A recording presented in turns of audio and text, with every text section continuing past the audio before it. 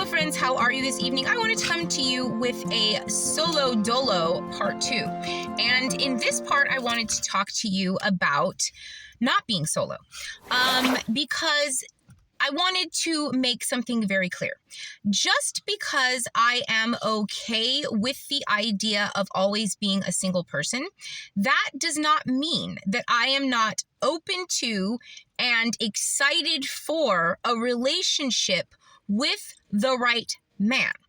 Now, because I am 45 years old and I have yet to even see a whisper of that right man, I am inching closer and closer with each year that passes to being completely okay with just being a single person.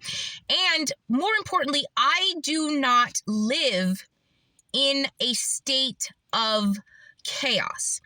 And for me to long for something that I could not achieve would have been torture for my mind. So I have been completely happy and content with the many, many years of solitude and singletude that I have lived in between boyfriends, and the many years that I have lived just without even friends in most of the last decade.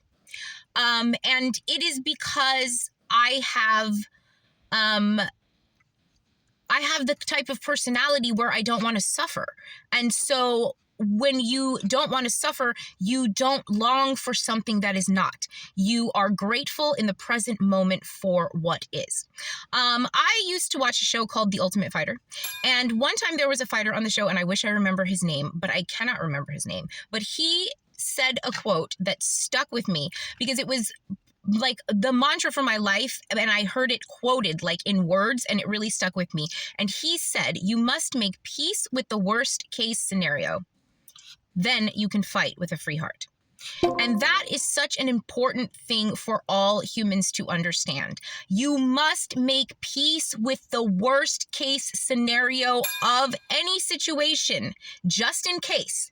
That way you can enter into it with a free heart. You can have your fantasies of what you would like to happen. You can see what's going on in the reality, and you can take a moment to reflect on the duality of this world and just make peace with the idea that it might not all work out in a certain way, but it will be the best way for you. And so at the end of the day, if I find a partner, which I would love to, which is why I wanted to make this statement, because sometimes I'll put out stuff where I'm talking about what I look for in a man, and I'm, romanticizing about what it would be like to hang out with a guy on Valentine's Day or whatever it is. And then I'll say something about having self-love. Those two things can exist in the same human being at the same time. That's called being open and honest and free with your heart and your head. Try it sometime. So I don't mean it in a mean way. But I am a lover always, and I am always looking for love, not in a desperate way. I don't need to be completed.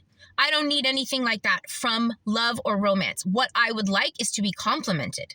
I would like to be uplifted. I would like to be in a symbiotic exchange with another spiritual being, having a human experience for a blip of time and space. Do you know what I mean? And somehow our souls connect and are intertwined already because we come from the same collective thread of consciousness, which is one of love and light. Do you know what I mean? Can you get on that level? Are you strong enough to be my man? That's the real question. Up until this very moment, there's question marks. If I could get Giphy to work, there's going to be question marks over my head right now. I'm still looking. I'm not looking with desperation, my friends, though. I am looking with a heart wide open. Ooh, look at me.